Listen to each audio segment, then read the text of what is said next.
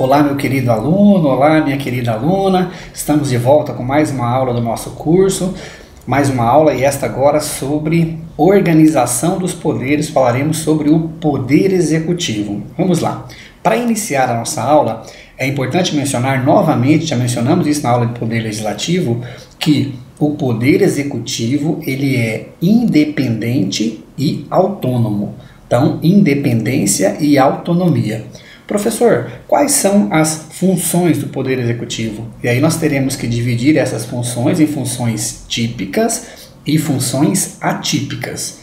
Função típica do Poder Executivo: administrar a coisa pública por meio de atos de chefia de Estado, chefia de governo e atos de administração. Tudo bem? Então vamos lá. Professor, quais são as diferenças entre esses atos? Os atos de chefia de Estado são os atos pelo qual o Poder Executivo representa a República Federativa do Brasil no cenário internacional, ou seja, é um ato de representação da soberania do Estado. Os atos de chefia de governo, são aqueles atos que orientam a vida política interna do Estado. E os atos de administração, professor, são os atos pelos quais o Poder Executivo presta serviços públicos que são úteis a toda a população de determinado estado. Essas são as diferenças, então, dos atos de chefia de Estado, de governo e de administração. Tudo bem? E quais são as funções atípicas, professor? As funções atípicas do Poder Executivo são, a primeira, de natureza jurisdicional. Por exemplo, nos casos em que o Poder Executivo julga um recurso em uma multa administrativa, ou então que ele decide qualquer dissídio administrativo. Tranquilo? Vamos lá. E de natureza legislativa são os atos, por exemplo, que o Executivo edita uma medida provisória. Então, o Poder Executivo exerce função típica, administrar, funções atípicas de natureza legislativa, por exemplo, medidas provisórias, leis delegadas, e também de natureza jurisdicional, que seria dirimir o contencioso administrativo. Tranquilo? Seguindo, então, falaremos agora sobre as estruturas organizacionais do Poder Executivo. Nós temos essas estruturas do Poder Executivo, elas podem surgir de várias formas. Vamos lá então, meus queridos. O Executivo ele pode ser monocrático, que é o poder exercido por uma única pessoa, ou seja, um rei, um imperador, um ditador, um presidente. Então esse é o Poder Executivo monocrático. Esse Poder Executivo pode ser também Poder Executivo colegial. Colegial é aquele exercido por dois ou por mais pessoas com idênticos poderes. E aí nós temos como exemplo apenas histórico os cônsules romanos, que exerciam o poder executivo, uma espécie de poder executivo, por meio do executivo colegial, em que os possuidores desse poder exercem-o de forma idêntica. Tudo bem? Então, os poderes são idênticos. O poder executivo diretorial, que é aquele exercido por grupo de pessoas em determinados comitês, que nós temos como exemplo isso aqui, a antiga União Soviética, e também hoje em alguns cantos da Suíça, que é o poder executivo diretorial. E agora muita atenção, porque esses dois são os mais importantes. O primeiro que eu falei para vocês, que é o poder executivo monocrático, e o poder executivo dual, que é o sistema parlamentar, em que o chefe de Estado, a chefia de Estado é exercida por uma pessoa e a chefia de governo é exercida por outra pessoa ou por um comitê. Tudo bem? Então esse é o poder executivo dual. Nós falaremos bastante sobre ele durante a nossa aula aqui. Vamos lá. Nós já estudamos no nosso curso a questão do sistema de governo. Lembra do sistema de governo? Sistema de governo é o meio pelo qual nós identificamos o modo, a maneira pela qual se desenvolve a relação entre o poder, entre os diversos poderes, em especial entre o poder executivo e o legislativo. Então, até vou repetir para vocês: sistema de governo é a maneira pela qual se permite identificar como se desenvolve a relação entre os poderes dentro de um mesmo Estado, em especial entre o poder executivo e o legislativo. Tudo bem? Não confunda sistema de governo com forma de governo. Forma de governo é a maneira pela qual se relacionam os governantes e os governados. Forma de governo nós temos o quê? República e monarquia, as principais espécies. E sistema de governo? As principais que nós estudaremos nessa aula são o quê? Presidencialismo e parlamentarismo. Tudo bem? Ficou bem claro para vocês? Não confundam isso em sua prova. Tudo bem? Então vamos lá. Na nossa aula, então, segue com o presidencialismo e o parlamentarismo. Havendo independência política entre os dois poderes, independência política total entre os dois poderes, nós teremos o presidencialismo. Se o poder legislativo e executivo, eles se articulam com relativa independência, nós teremos um sistema parlamentarista. Professor, já poderia falar para a gente mais diferenças entre o sistema de governo parlamentar e o presidencialismo, entre o parlamentarismo e o presidencialismo? Vamos lá então. Presidencialismo. A chefia, ela é monocrática, ela é unipessoal. Uma única pessoa exerce a chefia de governo e a chefia de Estado e também gerencia toda a máquina administrativa. Tranquilo? Em regra, este poder executivo é exercido pelo presidente da República no presidencialismo. Tranquilo? E no parlamentarismo, professor? No parlamentarismo nós temos o que? A chefia dual, é o poder executivo dual, em que uma pessoa exerce a chefia de Estado, e aí nós podemos ter um monarca, podemos ter, por exemplo, o presidente como chefe de Estado, e outra pessoa diversa, exerce a função de chefe de governo. Então a chefia de governo é exercida por uma outra pessoa, é exercida pelo primeiro-ministro e o conselho de ministros. Tranquilo? Mais uma diferença, professor. Se nós temos uma inexistência de um vínculo político entre o poder legislativo e o poder executivo, nós temos um sistema presidencialista. Entretanto, então neste caso, meus queridos, no presidencialismo, o presidente ele não depende da maioria parlamentar tanto para se eleger como para governar. No parlamentarismo isso é diferente.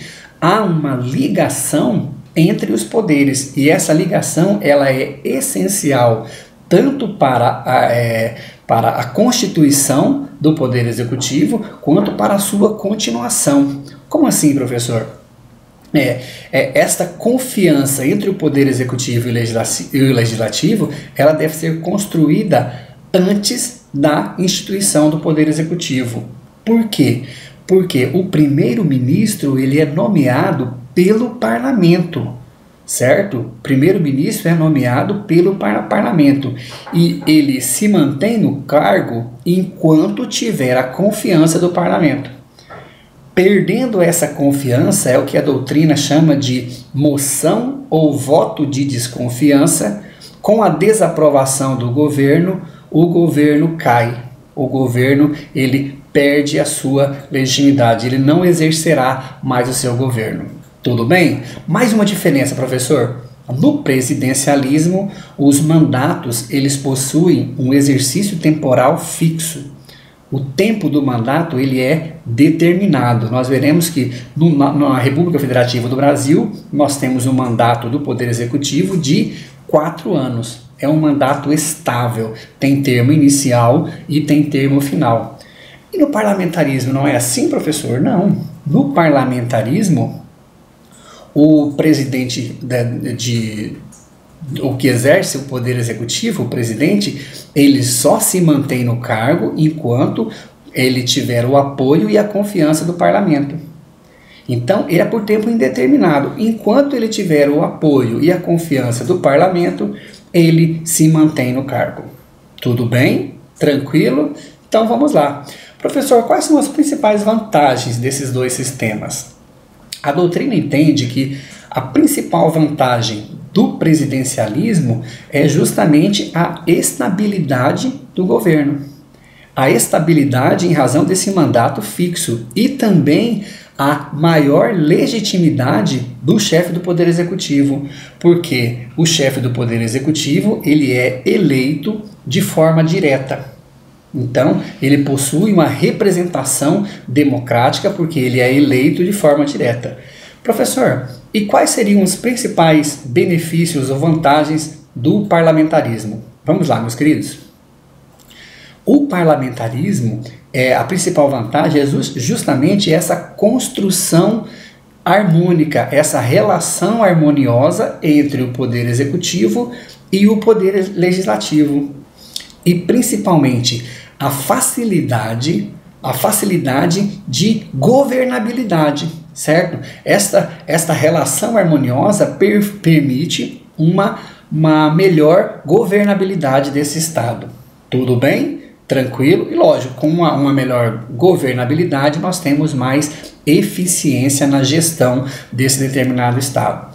O parlamentarismo tem também, a doutrina afirma que tem como benefício a possibilidade de uma substituição simplificada do governo, porque não há necessidade de um procedimento como nós temos no presidencialismo, nos casos de crime de responsabilidade, em que o presidente, para ser destituído pelo parlamento, há necessidade de um procedimento em que nós aprenderemos sobre esse procedimento, como que ele se inicia, o desenrolar desse procedimento de impeachment.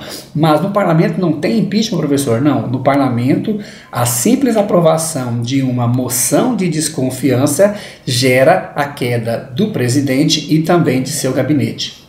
Tudo bem? Tranquilo? Então vamos lá. Professor, o que seria o semipresidencialismo, se cair isso na minha prova, ou então o semiparlamentarismo?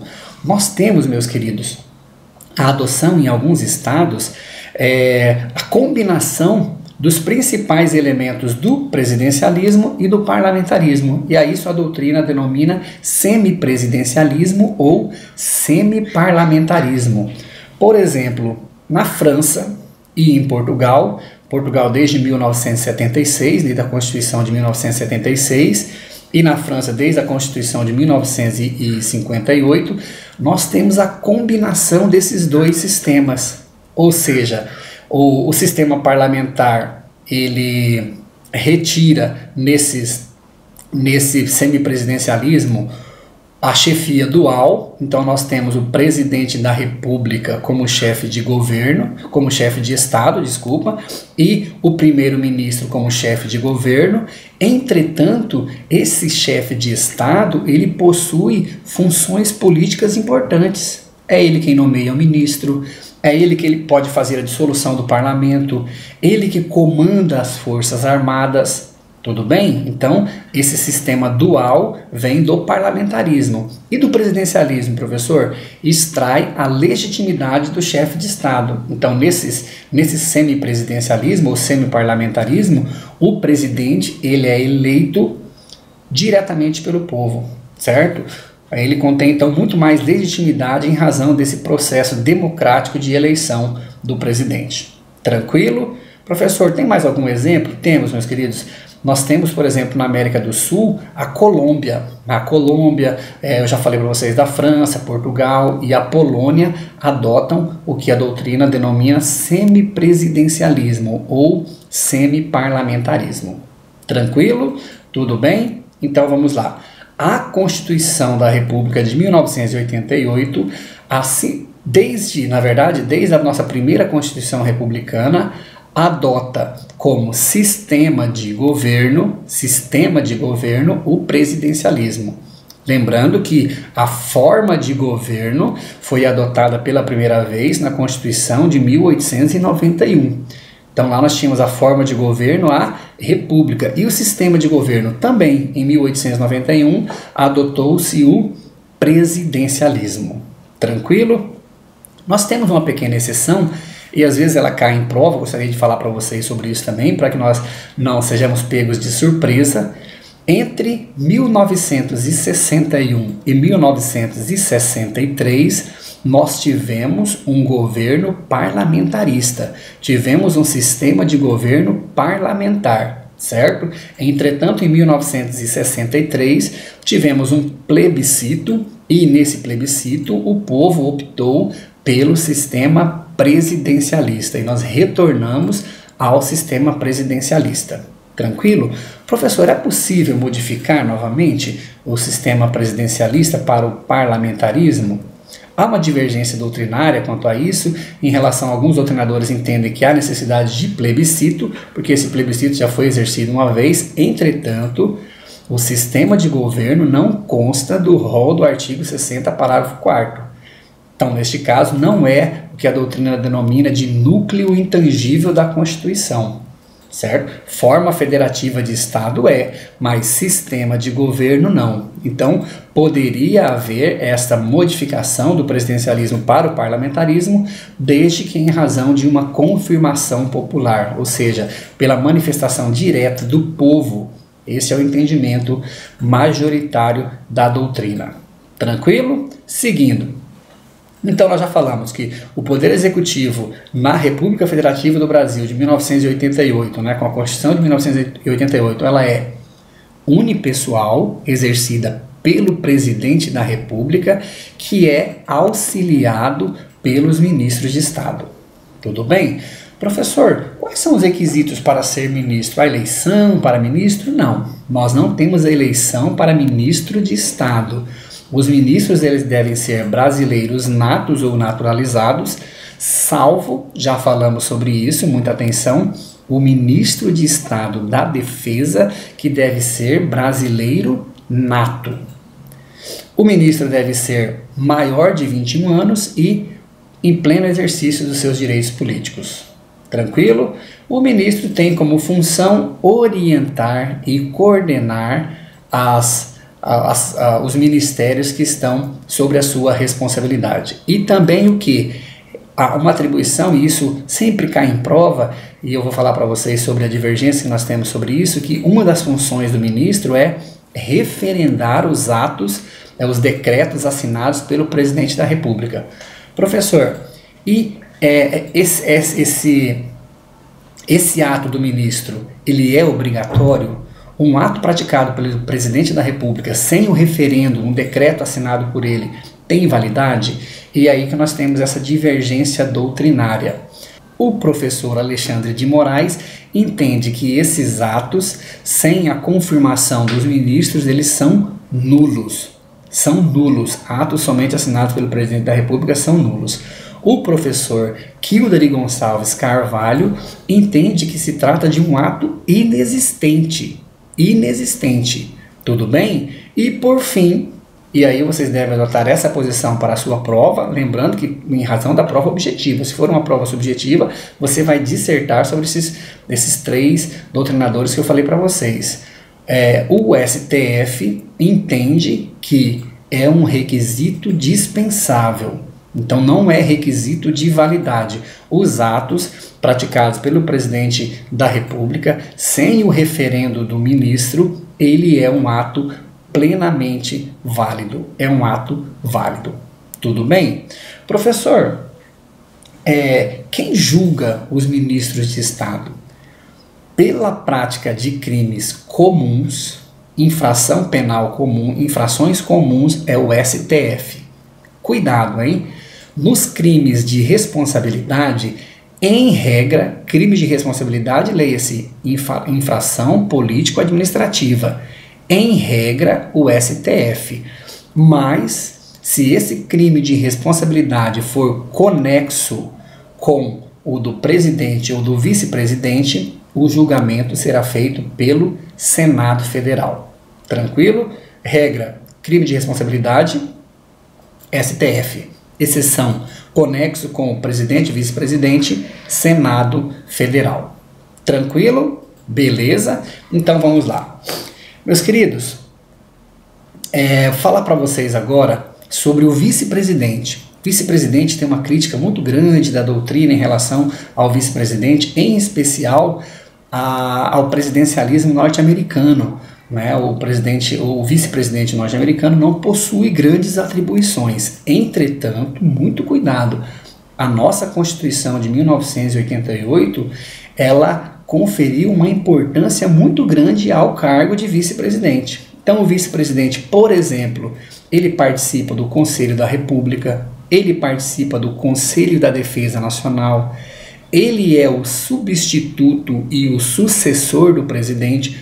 Muita atenção para essas duas palavras, substituto e sucessor, que nós falaremos sobre ela daqui a pouquinho. Tranquilo? Lembrando que o vice-presidente ele é eleito juntamente com o presidente da República. Não há candidatura avulsa para vice-presidência. Tudo bem? Seguindo então o nosso poder executivo. Professor, como é a eleição e o mandato do presidente da República?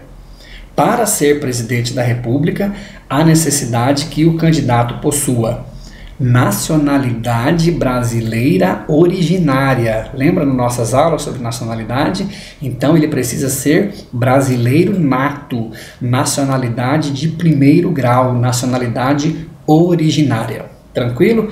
Deve possuir o alistamento eleitoral, estar nos plenos exercício dos direitos políticos, filiado a algum partido político, não se admite a candidatura sem que ele seja filiado a partido político. E agora, muita atenção, idade mínima de 35 anos na data da posse. Então, na data da posse, no dia 1º de janeiro, após a sua eleição, ele deve ter 35 anos. Tranquilo? E também não deve possuir nenhuma incidência de causa de inelegibilidade. Tudo bem? Como é a eleição, professor? A eleição do presidente da República, segundo a nossa Constituição, ela é realizada no primeiro domingo de outubro em primeiro turno e no último domingo em segundo turno, se houver. Tranquilo? Vamos lá. Professor, não entendi. Como é esse sistema eleitoral? Então, o sistema eleitoral é o sistema eleitoral majoritário. Vou falar um pouquinho para vocês sobre o sistema eleitoral? Vamos lá. Nós temos, então, o sistema eleitoral proporcional, que ocorre para a eleição de vereadores, deputados federais, deputados estaduais e deputados distritais. Então, sistema proporcional, vereadores, deputados federais, estaduais e distritais. Tudo bem? É aquele em que nós temos a aplicação do quociente eleitoral e do quociente partidário. Não necessariamente serão eleitos os que obtiverem o maior número de votos, mas segundo a regra de quociente eleitoral, que é uma regra eleitoral, nós não vamos aprofundar o tema sobre isso, e do quociente partidário. Tudo bem? Então vamos lá. E o sistema majoritário? Nós temos duas espécies. Sistema majoritário simples, que é considerado eleito aquele que obtiver o maior número de votos, não importando a diferença entre ele e o segundo colocado. Então, obteve o maior número de votos, será considerado eleito.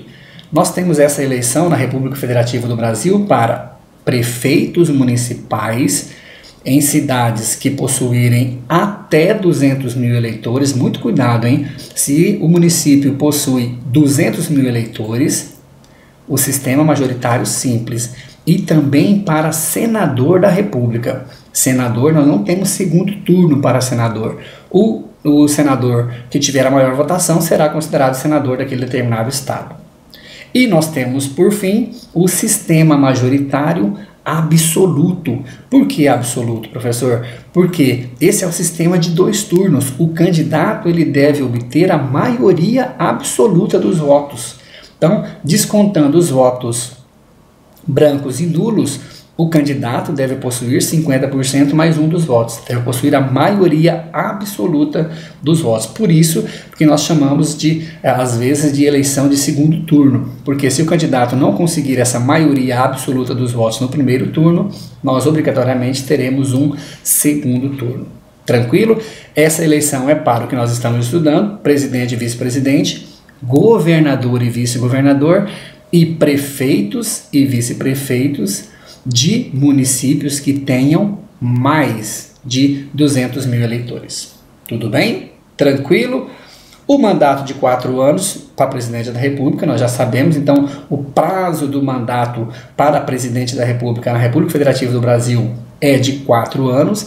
Lembrando que o poder constituinte originário não previa esse prazo de 4 anos. Nós tínhamos um mandato de 5 anos. Entretanto, e agora eu vou falar um termo que você deve lembrar da nossa aula anterior: o poder constituinte derivado revisor, lembram dele agora, que ocorre uma única vez, pela emenda revisional número 5, reduziu esse prazo para 4 anos. Tranquilo? Seguindo então, já falei para vocês nessa aula, a posse do presidente da República deve ser feita no dia 1º de janeiro, após a eleição. Então, eleição em outubro, 1º de janeiro do ano subsequente, a posse do presidente e do vice-presidente. Professor, e se o presidente ou o vice não comparecer? Não comparecendo, um dos dois, o cargo será declarado vago, depois de 10 dias, se não houver justo motivo. Então, não havendo justo motivo, o não comparecimento do presidente, cargo de presidente declarado vago. O não comparecimento do vice-presidente, cargo de vice-presidente declarado vago. Tranquilo? Tudo bem? Lembrando sempre que, se o presidente não comparecer, o vice assume de forma definitiva, certo? Lógico, desde que não haja justificativa.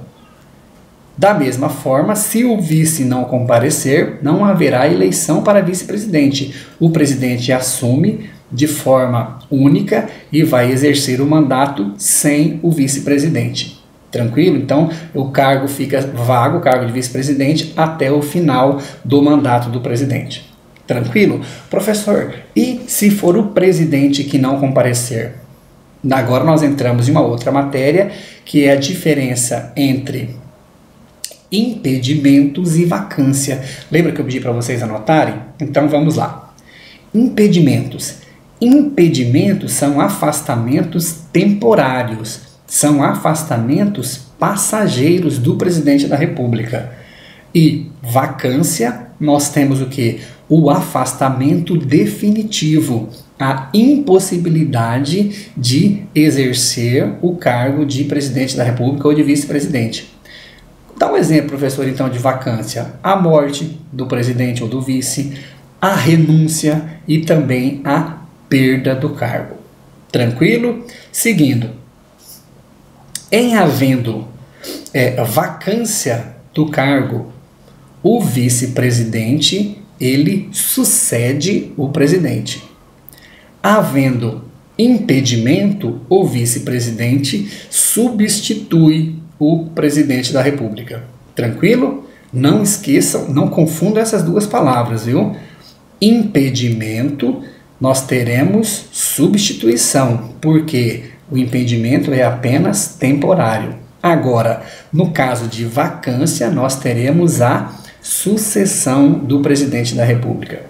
Nos casos de impedimentos, nós temos o que nós chamamos de linha de substituição presidencial, que ela se inicia pelo presidente da Câmara dos Deputados, presidente do Senado e ministro-presidente do Supremo Tribunal Federal. Ah, professor, eu achei que era o senador, era o presidente do Senado. Não é.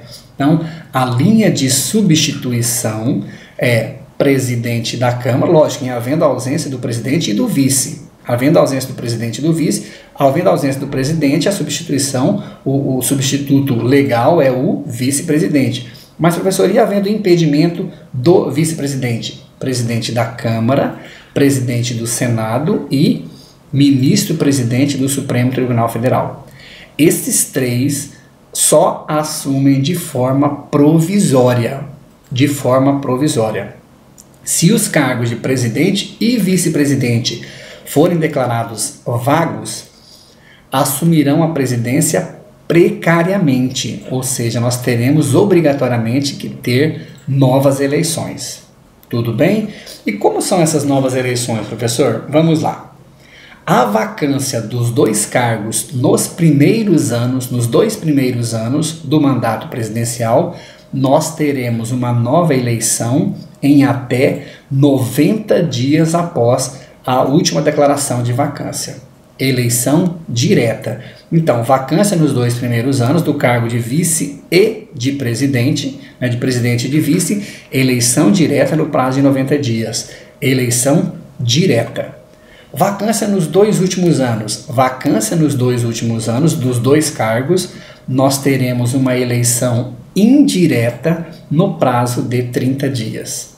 Vacância dos 2 últimos anos, eleição indireta realizada pelo Congresso Nacional. Tudo bem? Tranquilo? Então vamos lá. Seguindo, meus queridos. O rol de substitutos, professor, nos estados, como nós teremos? É a mesma forma? Muito cuidado, muito cuidado. Nós temos uma exceção em relação aos municípios.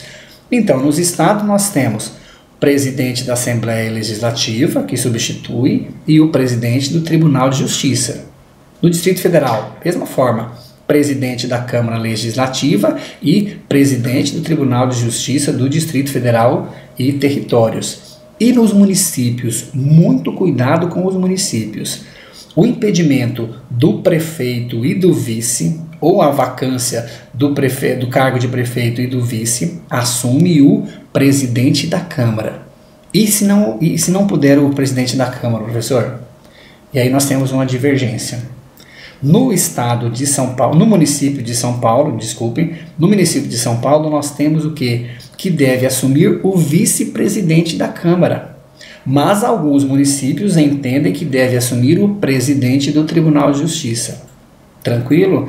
Não é adequado que uma lei orgânica preveja a substituição pelo presidente do Tribunal de Justiça, porque nós não temos um poder executivo, um poder judiciário municipal. Então, o ideal seria o presidente da Câmara e o vice-presidente da Câmara.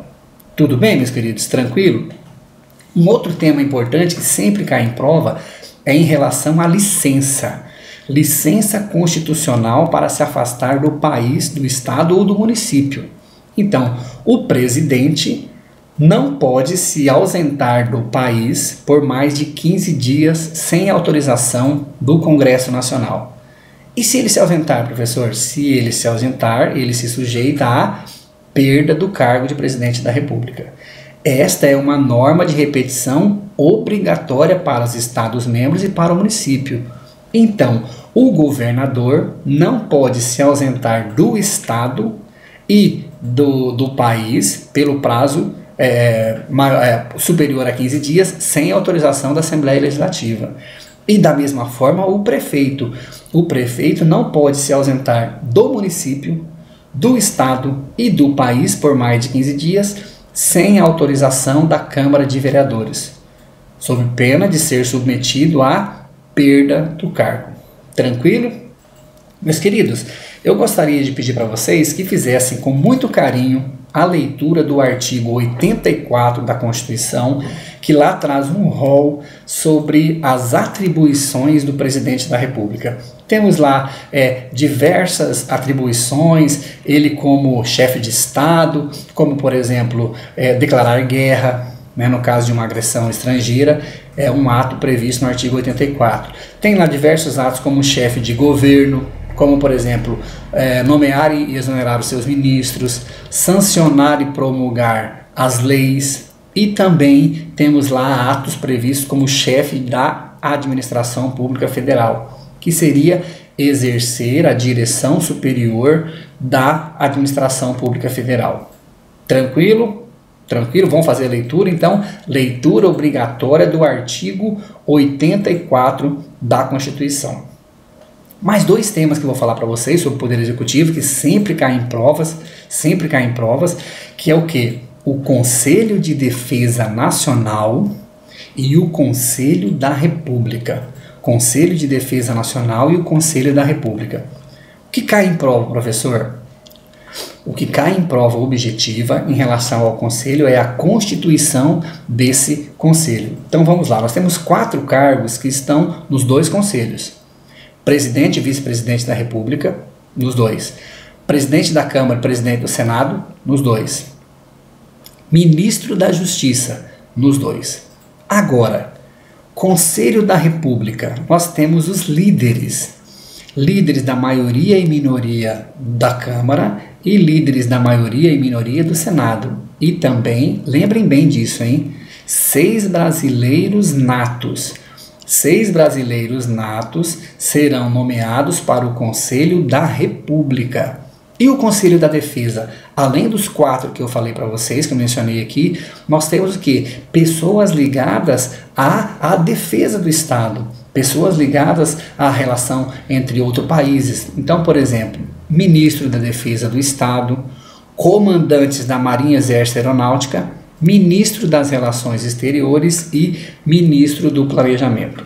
Não precisa decorar, vocês vão saber certinho que os 4 primeiros estão nos 2, e aí os líderes e os 6 brasileiros estão no Conselho da República. O restante relacionados ao que? A guerra, relacionados à nossa proteção em relação à invasão de outros países, Conselho da Defesa. Tranquilo? Nosso último tema, falaremos agora sobre as imunidades do presidente da República. O presidente da República, ele possui imunidade em relação à prisão, ao processo e à responsabilidade penal. Tranquilo? Então vamos lá. Imunidade do presidente da República em relação à prisão. O presidente da República não pode ser preso por nenhuma modalidade de prisão processual. Então, prisão em flagrante, prisão preventiva, prisão provisória, ele não poderá ser preso. Ele só pode ser preso após uma sentença condenatória que deve ser prolatada pelo STF. Somente após uma sentença condenatória pelo STF, pelo cometimento de infrações penais comuns, é que o presidente da República poderá ser preso. Professor, e a imunidade em relação ao processo? O presidente da República, para que se instaure um processo por prática de crime comum ou de crime de responsabilidade, há necessidade de autorização prévia da Câmara dos Deputados. Então, a Câmara dos Deputados, por 2/3 de seus membros, deve autorizar a instauração de processo em relação ao presidente da República. Tranquilo? Tudo bem? E nós temos também o que a doutrina chama de irresponsabilidade penal relativa. Por quê? Não quer dizer que o presidente da República não será processado por crimes, por prática de infrações penais. O que ele não pode ser é responsabilizado durante a vigência do mandato e que os crimes estejam relacionados ao exercício de suas funções. Não havendo conexão entre o crime praticado e a atividade presidencial, a responsabilização ela só ocorrerá após o encerramento do seu mandato. E aí, lógico, perante a justiça comum, porque aí o presidente perde o foro por prerrogativa de função, que só é mantido enquanto ele exercer a função de presidente. Não é uma imunidade penal. Lembram lá que os deputados, eles são imunes, eles não podem ser responsabilizados por suas palavras e opiniões durante o exercício do mandato? Deputados e coisas? Isso não, deputados e senadores? Isso não se estende ao presidente da República. A imunidade dele é uma imunidade penal temporária.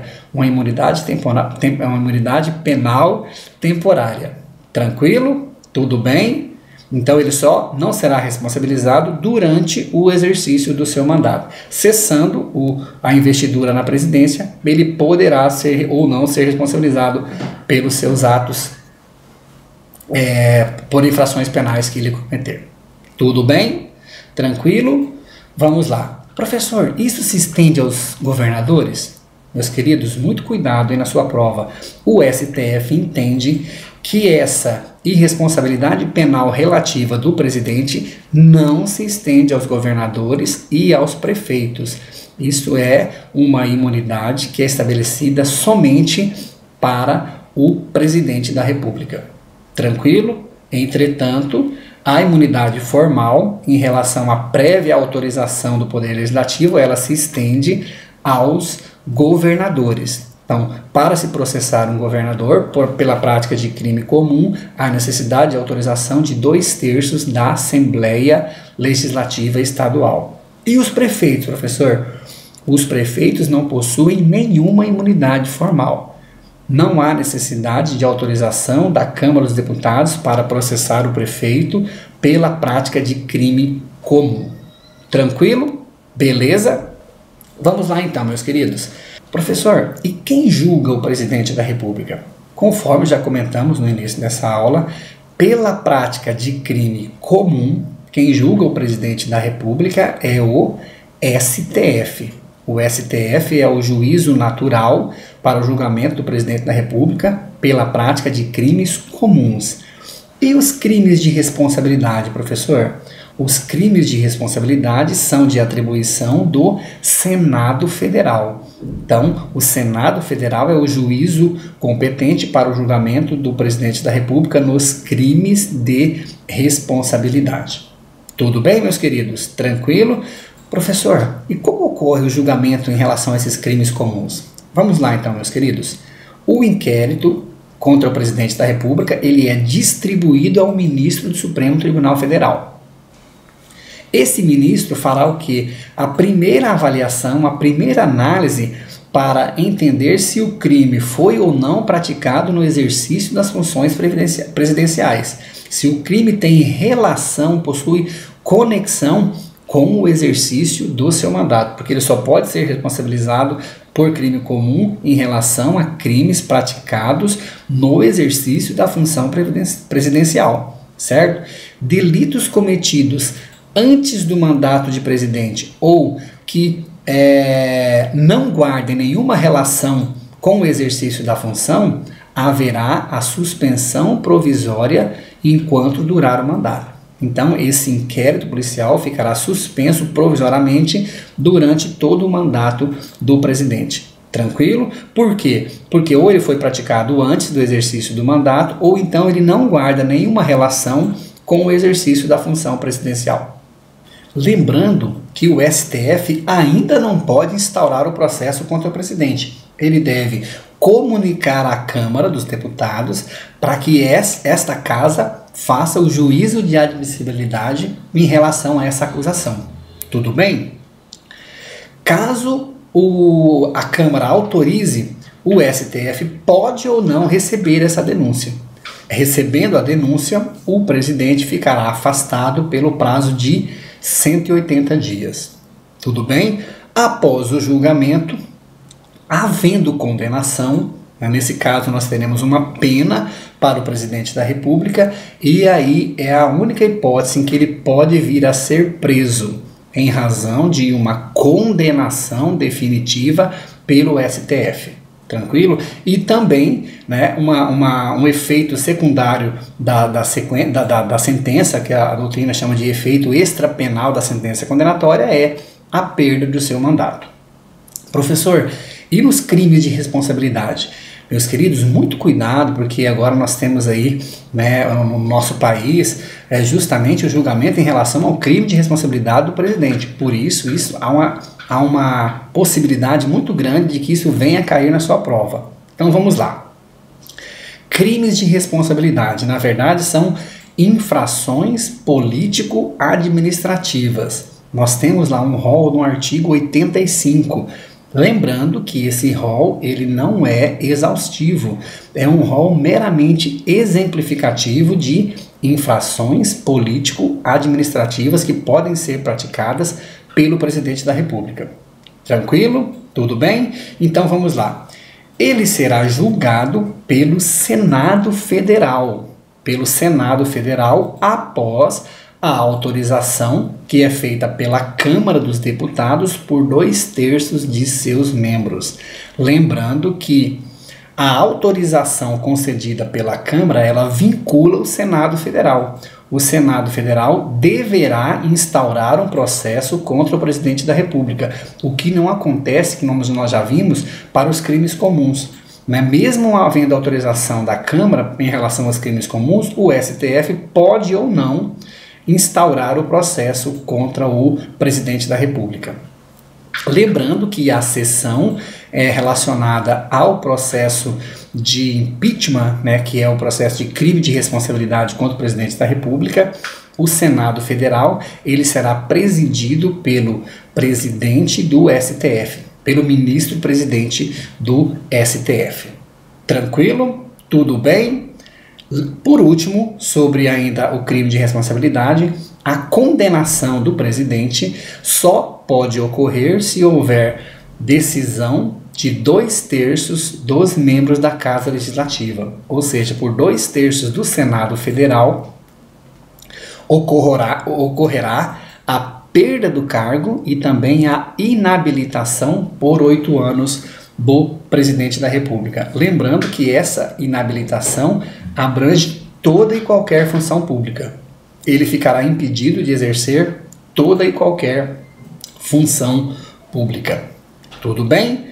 Esse julgamento pelo Senado Federal entende a doutrina que ele tem natureza política. Por isso, ele é irrecorrível e ele é definitivo.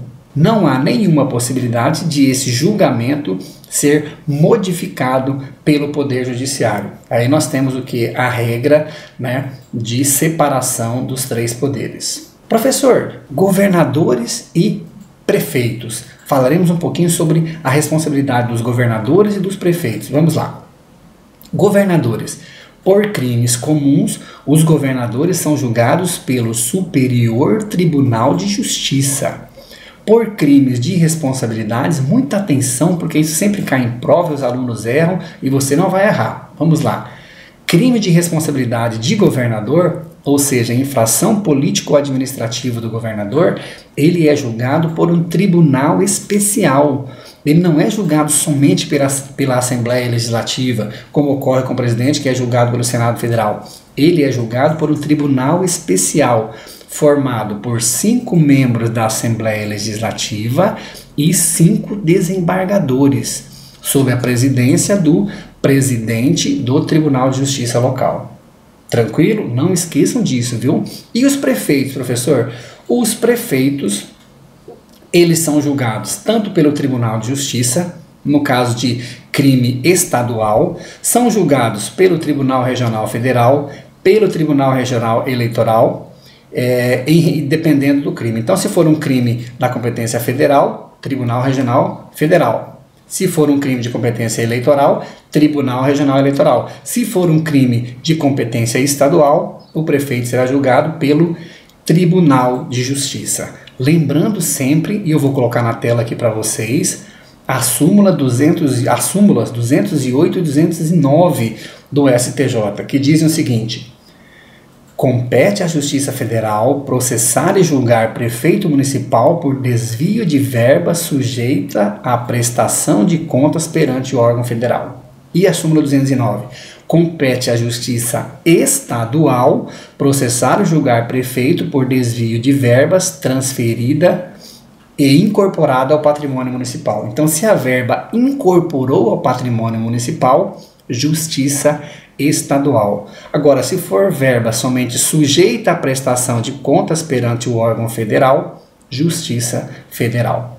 Tranquilo? Lembrando que crimes de responsabilidade, ou seja, infrações político-administrativas, o prefeito será julgado pela Câmara Municipal. para encerrar a nossa aula, falar só a última exceção que sempre cai em prova, para quem ficou até agora então, é que vai conseguir responder isso na prova. O Decreto-Lei 201 de 67 prevê diversos crimes de responsabilidade impróprios. Nós temos ali, na verdade, não são crimes de responsabilidade, são verdadeiros crimes comuns. E neste caso, o prefeito será julgado pelo Poder Judiciário. Tudo bem, meus queridos? Obrigado, então, a todos vocês. Voltamos daqui a pouquinho com o nosso Poder Judiciário. Até daqui a pouco.